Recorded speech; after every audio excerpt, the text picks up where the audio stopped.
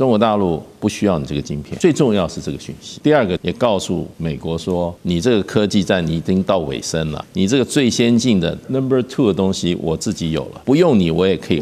survive， 不是非你不可。所以呢，我觉得中国大陆海关已经通知了这个所有的进口商不准进来，这讲得很清楚。现在飞达钱赚不到，川普也有7.9亿美金赚不到啊，因为他有出口税啊。好，接下来我们就来关心科技相关的议题啊。根据最新的报道，这是路透社的最新报道说，中国大陆的海关当局这个星期告知报关行，说 NVIDIA 的 H200人工智慧晶片呢不准进入到中国大陆。但是路透社无法确认上面我们刚刚所说的这个指示是不是适用于先前已经下定的 H200晶片，还是说从这个禁令之后只针对新的订单来下达禁令。美国科技新闻媒体的 Information 呢，昨天就引述了2名知情人士的话，他们报道说，中方政府在这个礼拜告知部分的科技公司，只有在特殊情况下才会批准他们所采购的辉达 H200。那比如说用在哪些地方呢？大学研究之用，那就可以放心。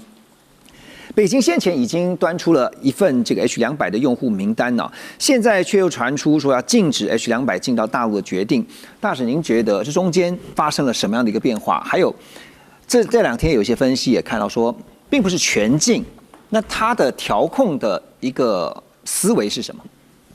我想最主要就是不要影响到中国本土的这个 AI 晶片的发展啊。那因为你 AI 晶片你要能够发展的话，你要持续不断的资金的投入啊。你研发出来了，结果大的用户都说对不起，我已经买了 H200了。你含5G 也好，你华为也好，你这芯片卖给谁？对，所以现在就是说，当然是以保护本土的这个 AI 芯片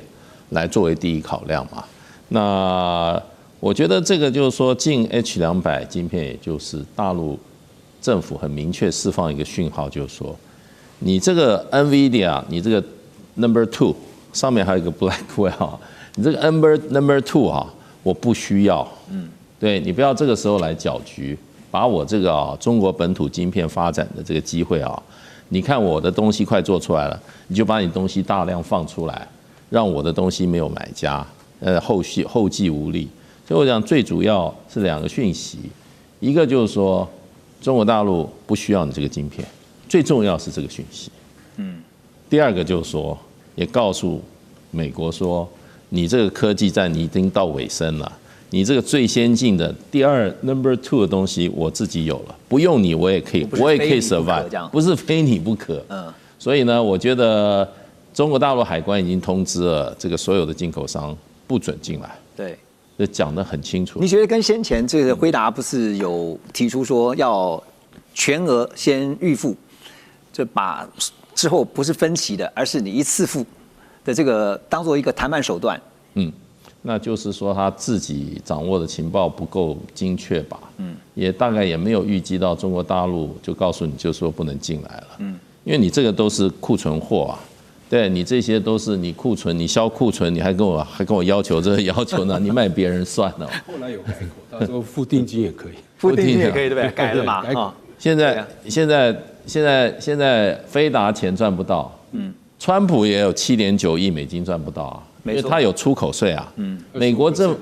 国政府宪法明定不能固定出口税，你出口1块钱，你要拿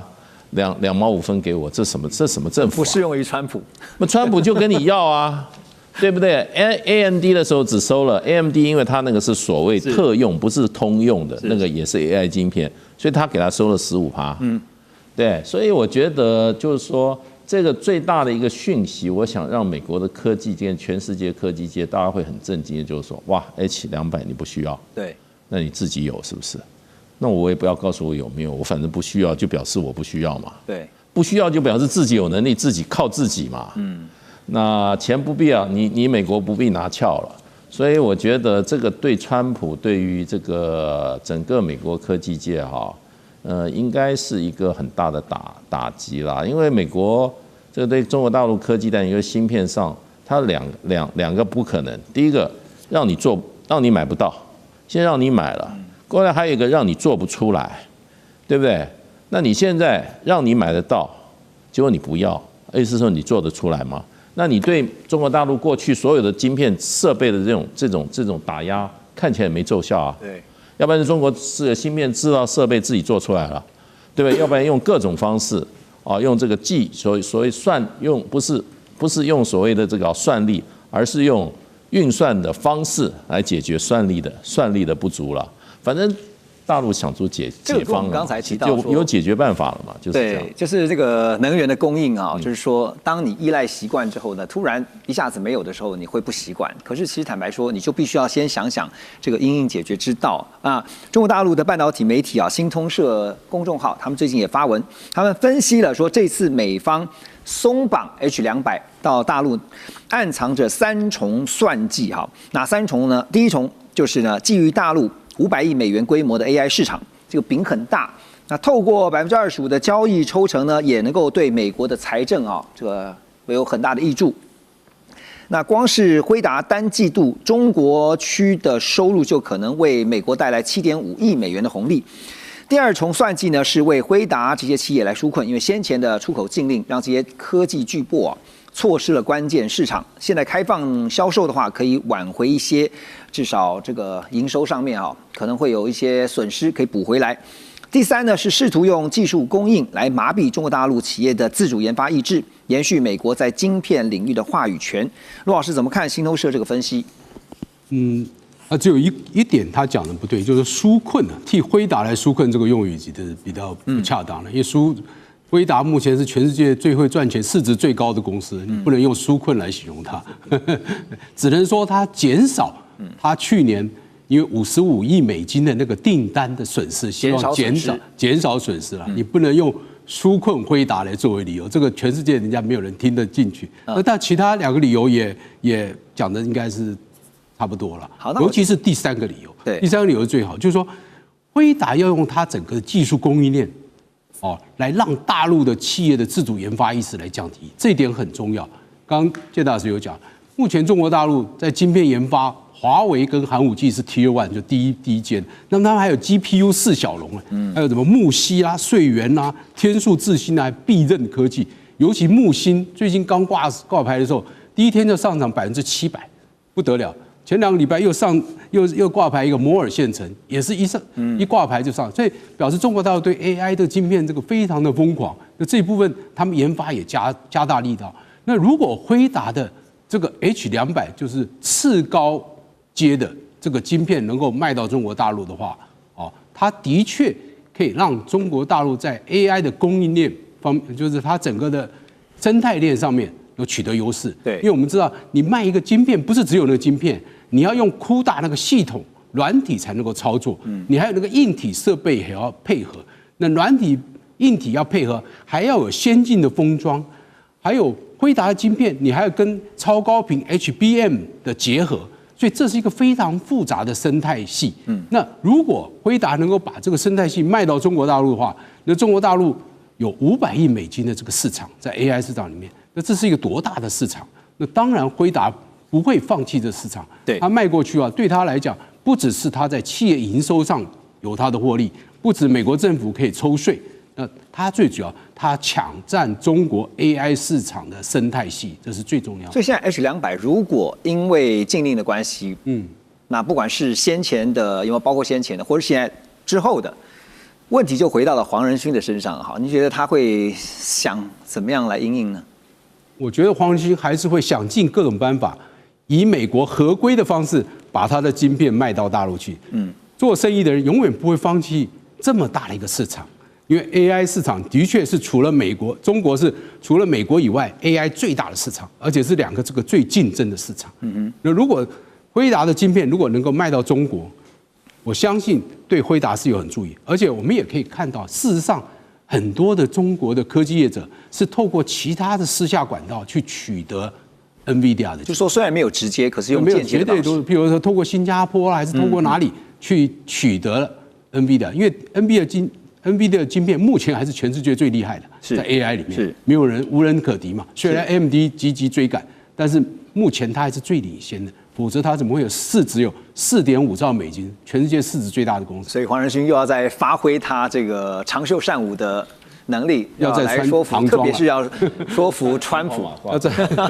要说服川普，而且不只是说服美方哈，还要说服中方这一边。对。可是你也可以看到，最近其实美国的这个 BIS 啊，就是商务部工业与安全局也规定哈，说辉达这些晶片在出口到中国大陆之前，必须要先由第三方测试、实验室审查晶片的 AI 技术能力。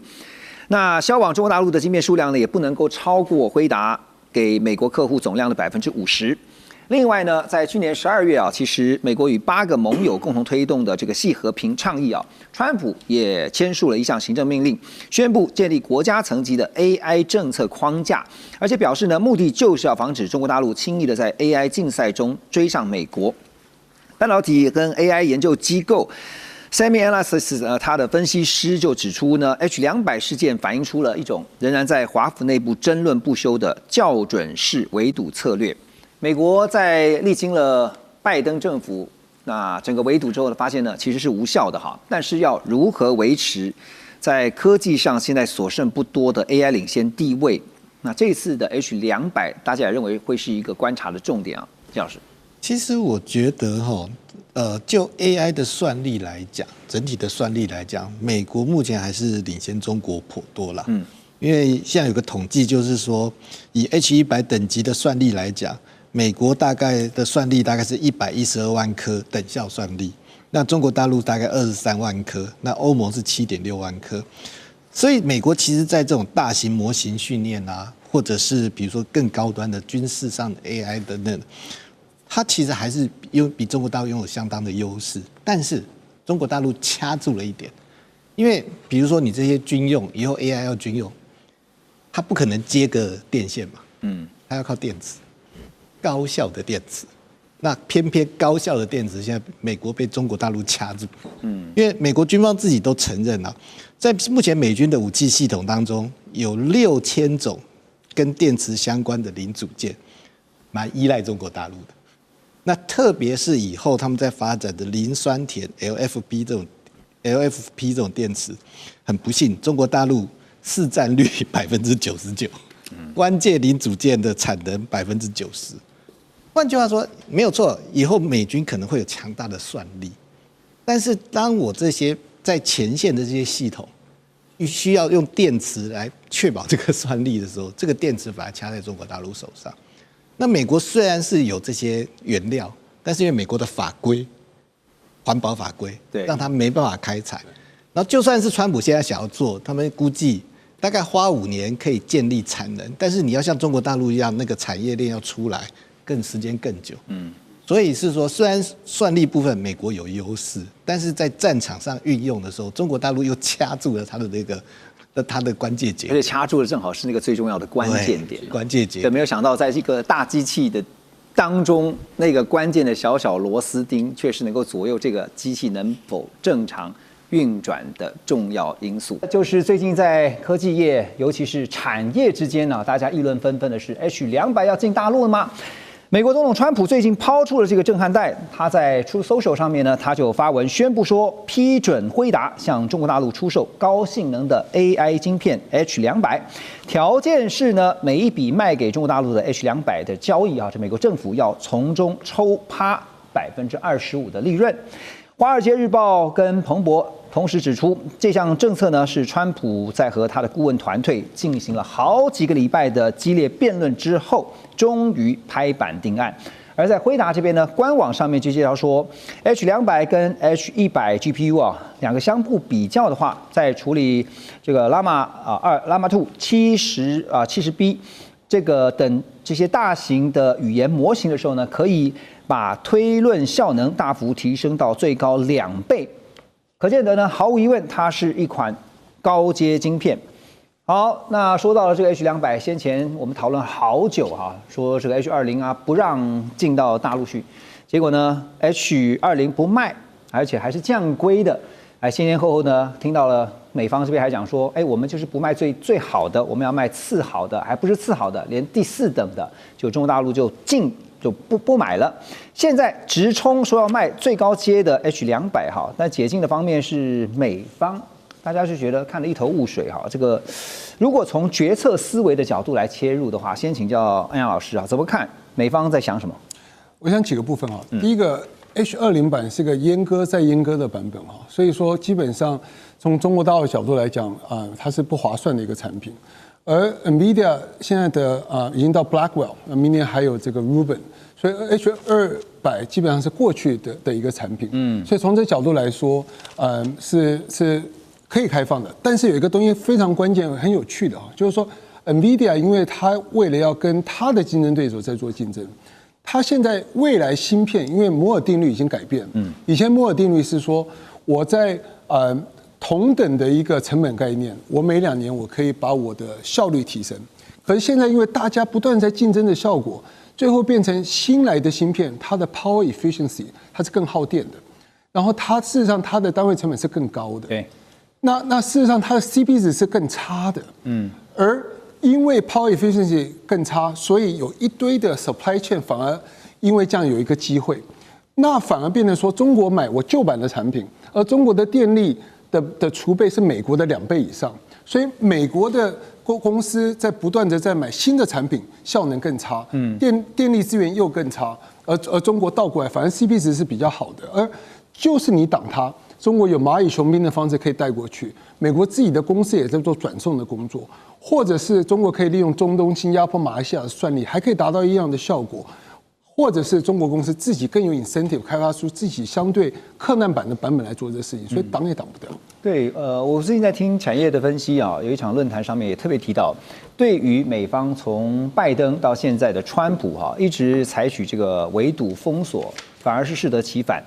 养出的这个包括华为啊、中兴啊，他们强大的研发能力这是被美方逼出来的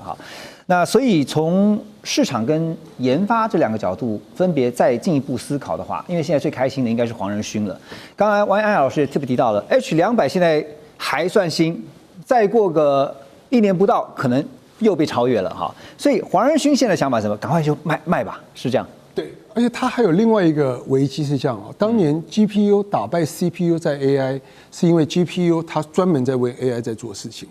但是现在如 Google 来讲，它有 ASIC 比 GPU 更好，因为 Google 它有算力，它加上芯片更 powerful。我认为黄仁勋做一件事很不对的事情，就是他呢跑去找台积电，他要求效能的提升，可是造成 power 更差，也就是说，他会让全世界为了得到他的目的，我上次用了更多的电力，更对环保啊各方面更危害，好像没关系一样的。那这个基本上来说，我对商业道德的这我是有严重的一个问号。在另外一个东西就是说，至于他在中国他在乎什么事情，他事实上有一个台湾的机会，台湾自己把它放掉，就是说 NVIDIA 在中国有很多员工，台湾为什么不让这些员工研发的到台湾来？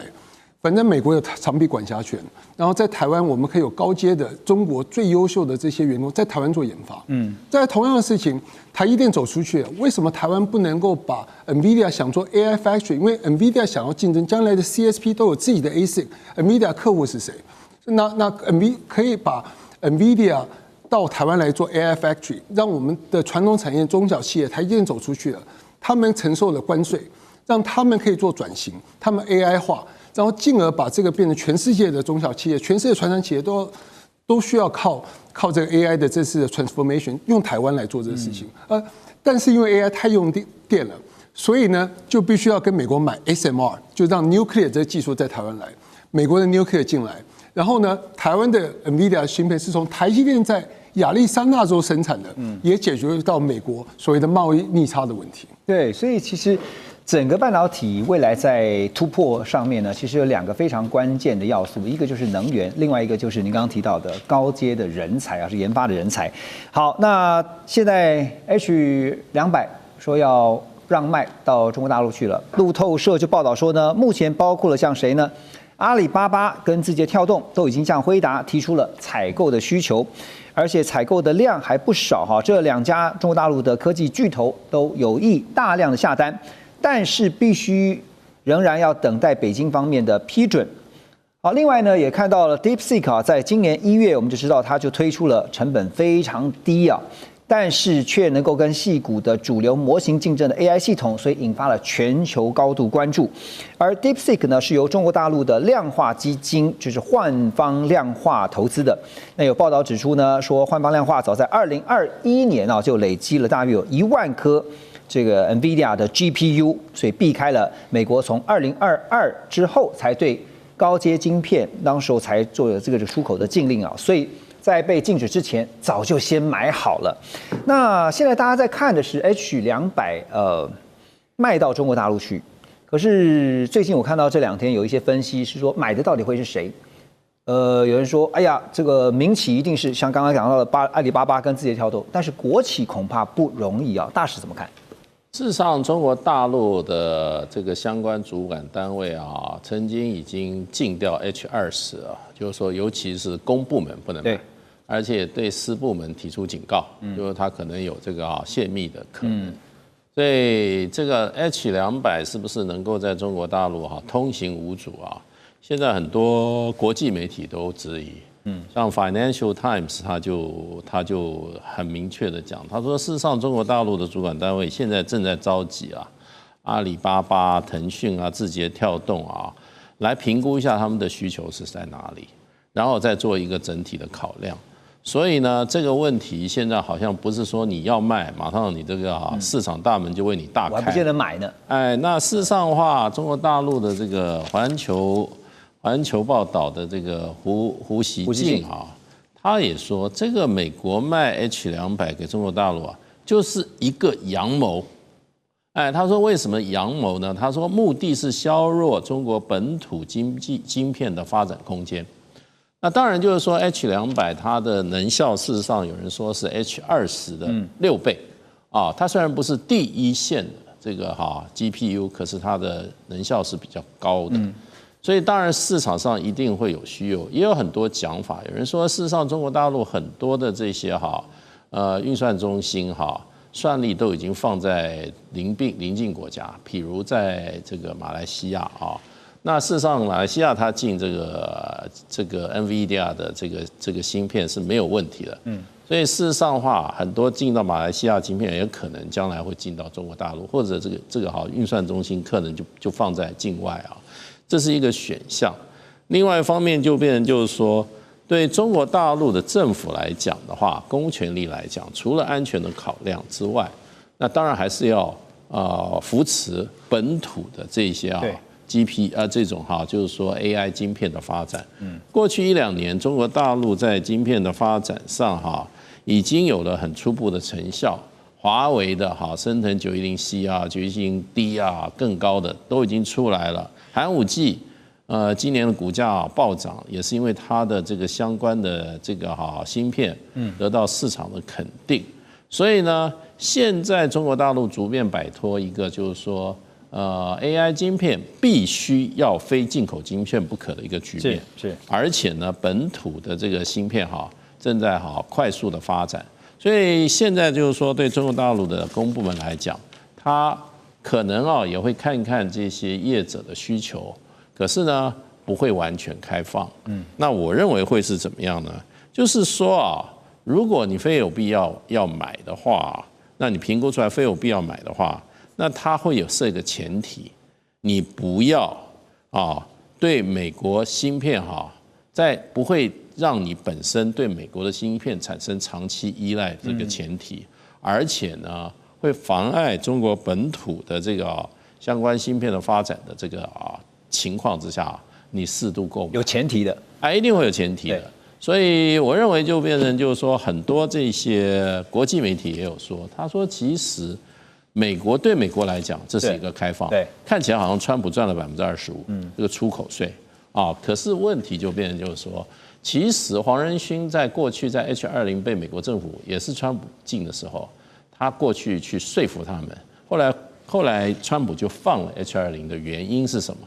因为黄仁勋讲了一句话，他说开放才是对中国经济最有效的中国晶片发展最有效的压制。你不开放的话，你就是鼓励中国本土芯片的发展。所以规则很清楚大使刚刚分析是未来，它买的原则就规则很清楚，你要符合原则，符合原则的呢，然后一定的量，我才让你申请购买。那当然，因为现在中国大陆自己内部的晶片自主化推得如火如荼哈，所以呢，当然外来的晶片也有可能会压缩到本土晶片的成长，所以这中间怎么样调控？买家思维，刚才大使特别做了一个精辟的分析。好，那说到这个 H200要卖给中国大陆哈，美国外交关系协会的一位技术专家叫 McQuell， 那他就非常的担心，他说美国向中国大陆出售大量的 H200晶片，等于帮中国大陆的 AI 产业加上了火箭的燃料。因为华为之前就已经坦白说呢，至少2年内无法打造出超越 H200的晶片，所以呢，民主党有位参议员就要求黄仁勋跟美国商务部长卢特尼特要到国会针对这件事情出席听证会，不是说川普决定就算了。好，所以我的问题就是，Russ H200过得了众议院这一关吗？也不是少数党民主党参议员说的就算了，对不对？我觉得过的机会还是很大了。虽然最近有跨党国会议员有提出一个草案，还是要禁止 200出口到中国去，但是会不会通过，真的是要看多数党领袖跟白宫协调。这个不是民主党自己能通过的草案，而且说实在，很多共和党及国会议员，虽然他们对这件事情跟白宫意见不同，但是不想让白宫川普总统难看，所以如果川普不同意的话，他们就放弃了，不会把这个草案通过。但是有关作证这部分，按照黄仁勋的今年的动作，其实他常常接受媒体访问，也常常跟政治人物互动，尤其是川普总统本人。所以我认为，基本上不管是共和党、民主党招来他来国会作证，基本上会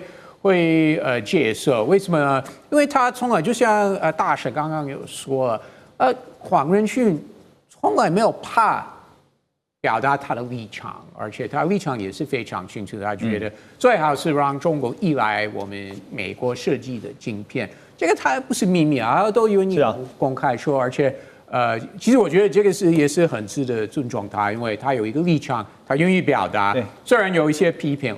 其实有很多批评，美国对中国的鹰派会批评，但是他还是愿意公开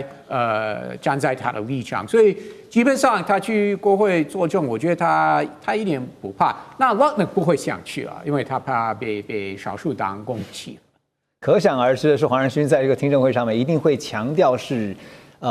辉达的晶片卖给中国大陆呢，绝对对美国来讲是有益而无害的，而且是不只是 Make America Great Again， 是 Make America Rich Again。好，回来环宇全世界，我们来看的是中国大陆的科技龙头，也就是华为最近接连向外界展示了一连串的黑科技，让业界都感到非常的震惊那有哪些黑科技呢？像是最新的手机 Mate 80系列，他们采取的就是麒麟9030的处理器。另外，在中国大陆的网络上面呢，也传闻这个处理器就是它的制程等同于3奈米的制程，但是呢，考量目前大陆在光科技技术上受到了限制所以一般外界也推估说，大概可能是指向是中芯第2代用7奈米制程所做出来的最新晶片。而除了硬体之外呢，在软体方面呢，华为呢也在11月21号正式发表了 AI 容器软体，叫 Flex AI。AI 容器软体，我们可以理解。它就是一个装着 AI 应用的智慧盒子可以方便快速部署这个 AI 的算力。而目前呢，业界在算力资源的平均利用率大概只有30%到40%。Flex AI 呢，号称是可以透过算力切分的技术，把单张 GPU 算力卡精准切分，那么把这个呢实现单卡同时就一张卡就可以同时承载多个 AI 的工作。让算力的资源平均利用率再提升30%所以算是大幅的提升。那现在软硬体都有新的技术的展现跟突破，其实要表达的是不是就是一种我命由我不由天之前就像大家讲说，这个中国大陆的科技呢，你是封不住的。好，那现在聂老师你怎么看？就是说麒麟9030的处理器真的。现在外界都觉得怎么做出来的因为号称是用3奈米的这个制程，但是到底突破到什么样的程度？有很多东西啊，中国所做的东西太神秘，你要我马上讲得很深，还真的非常难。即便我们被很多人认定我们在大陆的研究蛮多，不管从经济、从科技角度哈。我们先讲一下，中国为了要推它的这个晶片啊，用了多少心力？你想想看，2001年当时台湾的张如京有没有带着台湾的团队到了浦东去做了中芯半导体？对。也号称要打造国际晶片，打了20多年。请问这个2000到现在25年了，做了什么？还是不到成功。但是它有水位的提升。那中国它的整个变脸，是因为它这块赚足了全世界的外贸财嘛。外存从1兆、2兆、3兆、4兆，大家知道2006年1兆，2009年2兆，2011年3兆，2014年4兆有钱人使鬼推磨，它开始扎了所谓的2014开始，习近平上来的红色供应链2003到2014，中德供应4.0。最重要，他们已经把眼睛开始雪亮去做科技的基金的研发的技术，单晶一期计划2014年，单晶一期计划2期计划2019年，3期计划23、24年。各位去看一下，他们有些没达标，因为没达标，一些高层就被下马，因为贪污官吏还是在里面。可他们真正上层，真的亦步亦趋的走这条路的时候，这个神秘就很可怕。你要知道，美国在矽谷的科技，它已经很多创新事业已经到了一定水位，可它成长还是有比较慢。中国是突然在往上的，就跟它在2002年到2014年的经济成长一样。你知道这个很可怕，到所有的科技都突然出现。我先讲一下，他们的经济有所谓的5规划，大家都知道，以前叫5计划，从15到5规划，现在15规划。第二个，他们所有的科技，它更严峻的去规划未来。最重要一个文本就是《中国制造2025》，在2015年写的，它有10大领域的未来。第一个就是我们现在讲的所有的未来资讯科技 AI、5G， 它叫新一代讯息。我要讲的，它只讲2个话，叫做工业化、资讯化。那你讲说它到底有没有未来？我跟大家讲一下哈。其实它已经传出好多次要3奈米下，但是都太难做到，一次又一次。我就举例这个麒麟好了，你讲这个麒麟这个9030，其实啊，你记不记得在2年前，2023年而已，在 Nancy Pelosi 来台湾的2022年隔年，他们商务部长到了大陆去做了一件事，他要求哦，带着那个使命说要求中国不能再发展科技，你太快了，影响到我们国安。结果才一去，人家送他一个 Pro Max 多少60。他当场吓到，带回美国拆开，技术哪来的？开始用这个来封锁中国。为什么他还能拿到这些东西？有没有？去年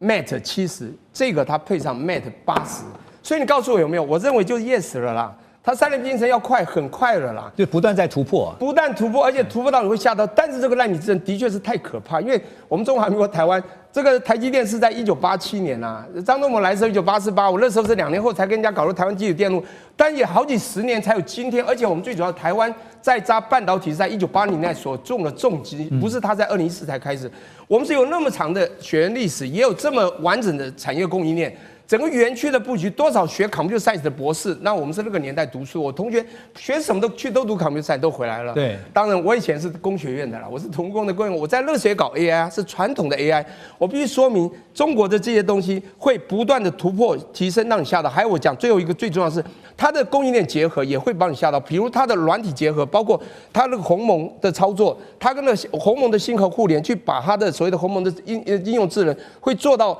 非常，我们讲说未来的算力还要很厉害，要高效、高速嘛，对不对？它的高速会越来越快，而且它的功耗呢会越来越小。对，我觉得它的厉害的地方还不是光它在突破这个地方，还是它其他产业供应链以及在所有在用电啊、功耗的地方的所有地方的加持。因此呢，我觉得中国的科技，我们真的是要拭目以待，它还会有什么样的突破？您提到软体哈，其实华为最新，刚刚我们特别提到说 AI 容器软体啊 ，Flex AI 啊，它能够把算力的利用率再提升30%，等于是在提升算力翻倍的这样一个效果哈。当然，这个云端算力呢，现在是对标，就是辉达他们直接推出的是 Run AI， 现在呢，华为有 Flex AI 哈，那就是相互来 PK 一下。当然，这个 Flex AI 呢，希望能够努力的去追赶，甚至超越辉达。所以讲到了这个美中在云端算力的竞争上面，看起来其实不只是企业自己在不断努力去突破，不断努力去提升。还有整体国家的力量在支撑啊，中美都是如此嘛？对，因为事实上这个现在在 AI 上面有2块，一个是硬体这一块啊，对，就是所谓的晶片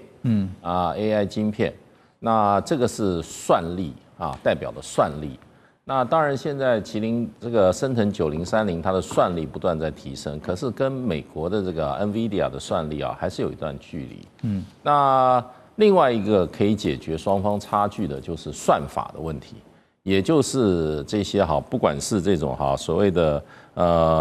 计算训练或者是推理的软体，像 DeepSeek，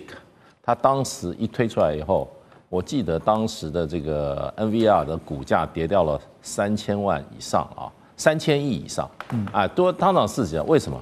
因为它代表用它的算法，它不需要极大的算力，那成本就低了很多。就是算力它另辟蹊径。对，那现在这个 AI 容替软体也是跟那个 DeepSeek 一样，它是算法上做了改变，而且呢，它的包容力比较强，它等于说你在这个基本上这个本来就是说你有算力，可是你在算法释出的时候，你就需要像这个 Flex AI 这样子的晶片这样子的软体。那这个软体现在就是说。NVIDIA 它的这个它的相关的这个容器软体AI 容器软体，它只能跟这个 NVIDIA 自己的晶片相容。可是呢，华为推出来这个新的 AI 容器软体它可以把辉达、升腾还有其他第三方的软体把它做一个资源的统一管理。以及高效利用，也就是3种不同厂牌的软体，它可以结合在一起，而且呢，它可以把有效屏蔽各种不同算力这个晶片算力之间的差距。那这样子的这种所谓的结合运用屏蔽的能力会使目前的各厂牌的这个所谓的晶片AI 晶片，它的这个。它的这个效能能够提升30%，也就是目前的来讲的话，你今天你的 AI 晶片大概透过其他的这个所谓的这个软体容器软体也这个差不多发挥它的整体的算力的30%。对，那现在这个华为的这个 AI 软体容器软体Flex AI， 它可以再把过去的利用率再提升1倍，就可以达到60%了。所以就变成就是说，今天如果说是只是升腾软体的话，它跟这个NVIDIA 这个所谓的辉达的软体之间有50%中间的算力的差距。对。可是今天如果说升腾软体再加其他第三方软体加起来以后，运用这个 AI 容器软体这个华为软体它的算力就提升了。水平就是追上来了，所以本来差50%，它提升30%，再提上来就追上来了。所以就变成就是说这是另辟蹊径。所以呢，基本上呢，我觉得中国大陆这个不管这个华为这些大厂，它不但在晶片的算力上在下功夫，在相关的软体上它的算法上也在下功夫。对，就是把软硬体之间的这个差距跟美方这边呢。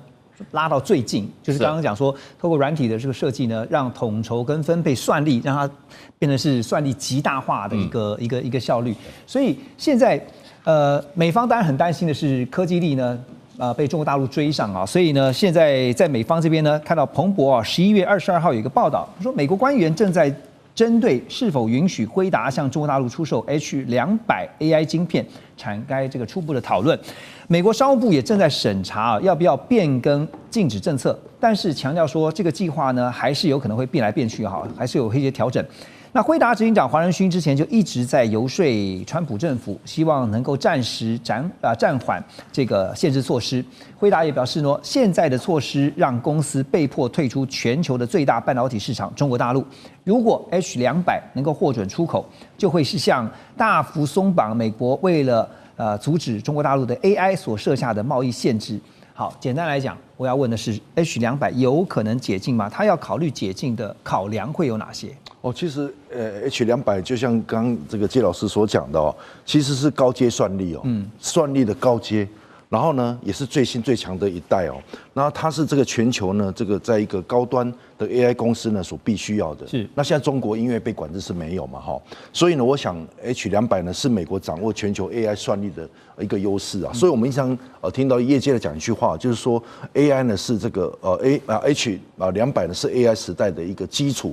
这个建设的一个晶片我们知道基础建设最重要，没有这个晶片，那就谈不上什么基础建设，就谈不到以后的的工程跟建设哈。所以人家说谁掌握了 H200呢，谁就掌握了 AI 能力哦。那刚刚这个何龙你所提到的，刚好是就美国有意要去解禁这个 H200哦。那我倒觉得他现在要解禁，那可能有几个部分我们必须要去注意到的哦，就是说最后的决策的细节，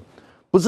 是川普或是谁讲一句话就可以了，因为他有一个，既然 AI 或是科技是现在美国的要去遏制中国的重中之重，所以他必须要有最终的决策细节，还有附带的条件，还有国会的回应哦。别忘记了国会其实有时候会撤走这一段，是因为既然是谁掌握了这个 H200，谁掌握了 AI 嘛，所以这个部分恐怕也是在国会是非常一个会交战的一个地方哦。然后此外呢，是还有其他的一个技术的产品呢。会一个解禁的行动，如果光只有 H200，那这样可能是一个特例，而不是以后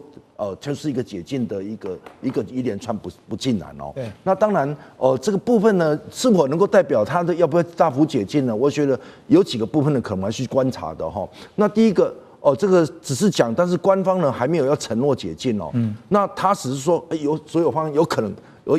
能都会变动，还会变动。对啊，有可能变动。变动就是代表变数，所以我想说，我们也不用期待说一定判定会不会哈，而且呢，再加上它是不是针对性的解禁呢，而不是全面性的解除管制。那第三个呢，我觉得美国现在它要考虑的一个，尤其在 AI 它关键所在是国安、国家安全，还有技术领先跟供应链控制这3件事情如果一起考虑的话，我觉得 H200其实是很大的变数，因为要考虑国家安全啊，要考虑技术领先啊，考虑供应链的控制，所以我们从这上面去看的话，恐怕这一条解禁之路是非常的漫长，而且是不定数性很高的。而且说这个美国想卖中国大陆，就算最后达成协议要卖 H200，绝对不可能是卖最新的，就是比照美规的这个最新的，一定是降规版的哈。可是就算要卖，那也得看中国大陆到时候让不让进。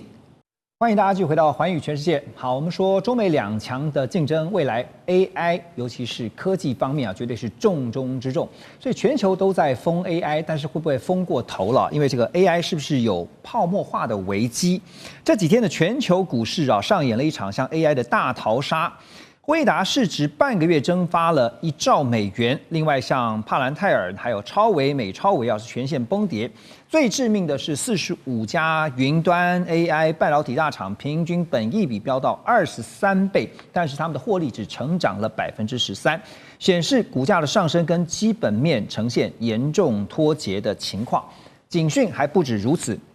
韩国交易所罕见的对 SK 海力士发布了投资谨慎的提示。另外，新加坡金管局也警告 ，AI 的估值偏高，恐怕会引爆信贷危机。而这个大卖空主角叫 Michael Berry 呢，他居然是放空辉达，那放空刚才说的那个帕兰泰尔。那帕兰泰尔其实它是一家软体跟技术的服务商整个市场的气氛突然变得很不一样大家都在想说是到底是会获利还是陷到了一个瓶颈，是不是 AI 开始有泡沫化的危险？好，那么这个讲到了 AI 泡沫化。大使，因为我们曾经在2008年就08年那时候 .com 这个网络泡沫化的危机大家感觉好像会不会是又来一次这样的一个泡沫化？您觉得怎么看？这有不同的说法不过一般的认为就变成就是说，最近的这个美国的大的 AI 公司之间彼此互相投资的例子很大，而且金额也很大。比如说像这个 NVIDIA。跟这个 Mega， 然后最大还有这个 OpenAI， 对，还有这个这几个大的厂里面，甲骨文也是，甲骨文 Oracle 他们彼此互相投资有时候都是3000亿、4000亿美金的这种大的投资，那所以就变成好像看起来并不是市场这个有新的资本进来，而是大公司之间相互的怎么样，互相的投资，那好像有这种制造这一种形象，好像这个这些公司都受到大额的投资，那就有人怀疑他是不是在进行这个股票的这种股价的操纵，那就变成就是说有一点点信心动摇。所以像 Oracle 本来它就是说它的股价在它宣布应该是 NVIDIA 对它投资了3000亿美金的时候它事实上它当天的股价就涨了30%。可是问题后来的几天就一直往下跌，一直往下跌。虽然它有拉起来，可是现在跌回到它在涨价的那个30%，它到回那个水准。那这里面最大的一个大家要怎么讲？大家要怀疑的就变成说，其实 AI 这个产业是不是这么好？就跟 .com 的产业一样哈，是不是跟它当时这个.com 这个整个 bubble 破的之前？大家认为就是 .com business 好像这个市场远景好得不得了。那因为这个是一个新兴产业啦，我认为这是一个新兴产业。是。那你可以看到像黄仁勋这些产业的领军者，他们做出来的预测当然是很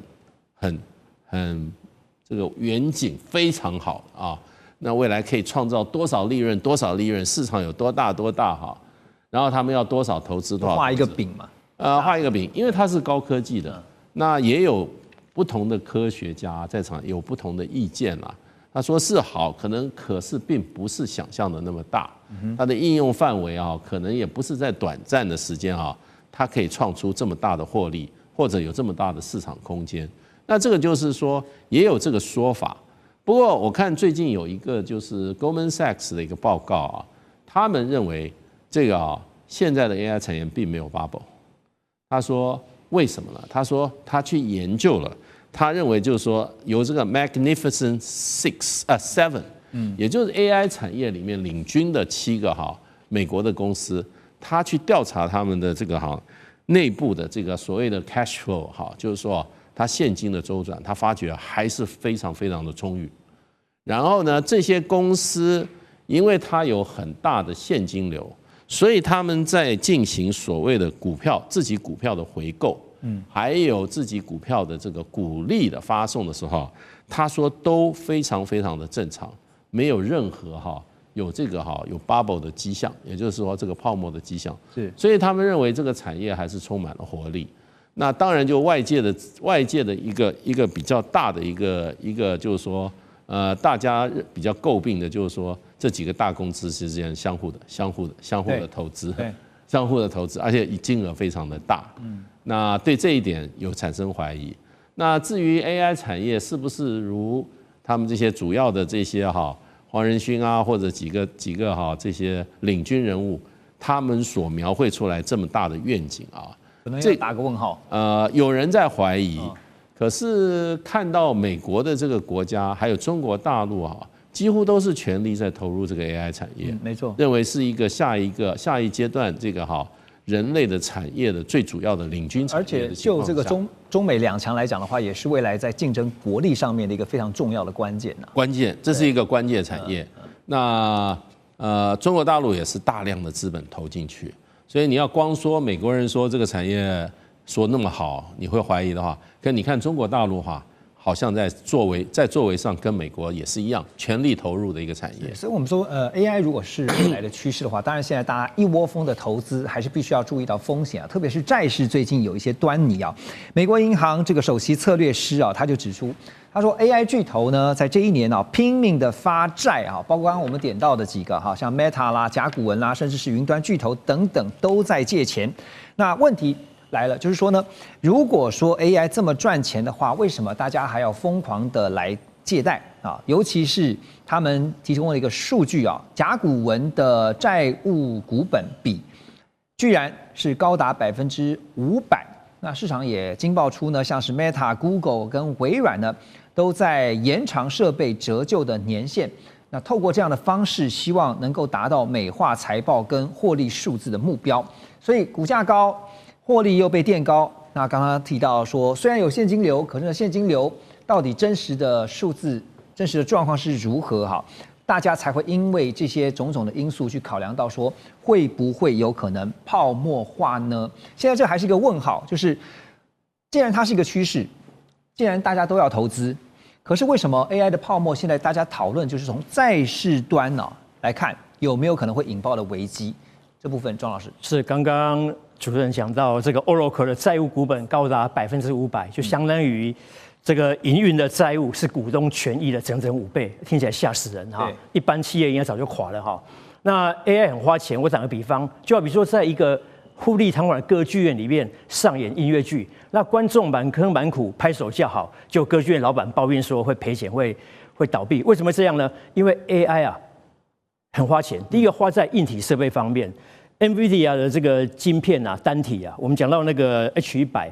我刚一查，报价就3万美金起跳。新一代的这个 V200是5万美金起跳，而且单片晶片无法运作，你买一个最简单的 server 要8片，好，8片乘一个 server 要50万美金啊。那你买这些晶片硬体之后还不够，还有一个 data center 资料中心，好，给它储放，包含电力，还有巨量的一个冷却系统啊，像那个中国贵州那边就有3栋来当 data center， 主要是省电哈。那具有了一个冷却系统，还有网络流量，还有这个新建设施，所以这个东西很花钱。第三个呢，人才的研发、培育、挖角又要花钱。那这钱花下去之后呢，现在的 ChatGPT 一个月才给你收20美金嘛，然后 Pro 的 Professional 才收200美金。那纵使有钱赚，也是杯水车薪，而且还有个时间差，你可能1年后、2年后、3年后才入账。所以第一点有这样问题。第二个呢，债券到期，因为长久以来资讯科技产业习惯去借钱，因为属于低利时代。那你低利借贷，这个债券到期之后，就只好再借更高利息的高额债券回来抵，又花一笔钱。对，再来就是你有可能要发股利啦，或是要 buy back， 要买回库藏股等等，又要花钱。所以为什么财务报表不好看？就是这样。当然，主任刚刚问到了，这种搞法是不是压住成本，还是掩盖亏损？坦白讲，2个都有。我举例哈，一个 server 就是 GPU server， 它可能15万美金，折旧是3年，每年摊列成本是5万美元。你把它改成5年，每年摊列3万美元，1年就省了2万美元。财报就好看。对，就好看了。事实上呢，这个都无助于掩盖了这个整个产业的一个研破状况。那刚刚大使也提到嘛，有没有可能 AI 走在人类需求之前？有可能，因为产业的发展已经走在人类需求之前。那如果未来没有进一步的这个需求达成，投资下去那些就血本无归。对，更可怕的是呢，这个美国方面也有学者呼吁啊，要暂停开发 Super AI， 因为它已经超越人类可以驾驭的范围。如果在缺乏全民共识跟足够伦理规范，可以安心使用之前，还要暂停研发，我想这都是对我们这个产业的一个严格考验。所以是不是有一个关键性的问题，就是说供需的问题啊？是说我做了这么多这个投资，这么大量的投资，但是未来的需求到底有多少？哈，这个。你可以想象，如果是制造的人，他当然希望他要去创造那个需求量出来。那当然，这个有一个问题就是说呢，最近在市场上面，大家也说压倒市场的最后一根稻草哈，就是 OpenAI 的执行长 Sam Altman 他就直接警告，他说 AI 革命需要政府补贴，否则是撑不下去的。这番话让大家听了就有点害怕，说这是不是代表着 AI 商业模式还没有办法自给自足啊？MIT 这个最新研究更指出，95%的这个全球 AI 企业的投资现在是零回报，哇，95%是非常高的。好，更可怕的一种叫做衔尾蛇资本模式啊，这个模式呢，其实就是晶片大厂投资云端公司，云端公司在保证采购晶片 ，AI 公司再回头买云端服务。啊，这个衔尾蛇啊，我给大家看一下，是找这个图，就是呢。它会自己吞噬它自己的尾巴，其实就变成了一个循环了。这也是大家最近常常听到一个，就是永生啊，就是我可以一直不断的去循环。但是这样的一个循环会不会变成一个恶性循环呢？Russ 你怎么看呢？因为95%的 AI 专案现在根据目前的数据是都没有赚钱，然后 OpenAI 今年亏损高达70%的营收哈，所以泡沫化的问题，因为大家就会联想到刚刚讲08年的 .com 的那时候的泡沫。最后生存下来的当然有，可是你怎么看？泡沫化不能排除，因为我们过去有经验啊。目前我们不知道以后AI 的功能对不管是对企业界、政府部门或我们个人的消费者会有什么样的真正的影响，或者我们需要买多少的服务。那尤其是我们个人的 individual 的个人消费者，当然有很多 individuals 已经开始使用 AI， 尤其是如果像在社交媒体做影片啦，那很多人已经买 AI 的package 来做影片了。企业界也开始使用，不管是在客户方面或做什么。市场预测等等，那很多大企业已经开始买 AI 的服务。但是真正的用途就跟25年前那个时候网络一样，我们不知道以后5年以后、10年以后会有什么样的用途。这个目前真的是一个大问题。说它未来的应用，对不对？对，应用的范围跟领域。对，但是相关企业还是会继续投资了，即使有泡沫化，部分 AI 公司退场，未来还是继续会存在，而且会有它的成长，跟网络一模一样。网络泡沫化的时候，那过几年就有 Facebook、Amazon、Google、YouTube 等等一些很成功的网络企业出来。对，那 AI 也会一样，就是很难预测，但是至少知道一件事情，就是目前知道一件事情，川普总统不希望在他执政的时候会发生这个泡沫化的情况，所以 Sam Altman、OpenAI 执行长这样公开说，我们需要补贴，我相信川普也有听到。他是讲给川普听的。是的，所以将来几年不排除美国国会，尤其是如果是在共和党的两院在共和党的手上，那补贴可能会到位了。而且从中国的角度来看，我也相信中国政府习近平等等也不希望在中国境内 AI 会泡沫化，所以他们也会提供补贴。我刚刚特别点到一个问题，就是说刚刚那个衔尾蛇那样的一个那个循环哈，就是最担心的就是资金断裂的问题。那你刚刚提到了，解方就是政府补贴，是这样吗？是，其他没有办法了，就是我们已经看，不管是美国或者中国、欧洲、日本等等，他们对科技业做政府的补贴投资，对，已经是普遍化了。所以回到那个资金断裂的，就是要不发生这样的一个危机的话，那只能够政府出手了。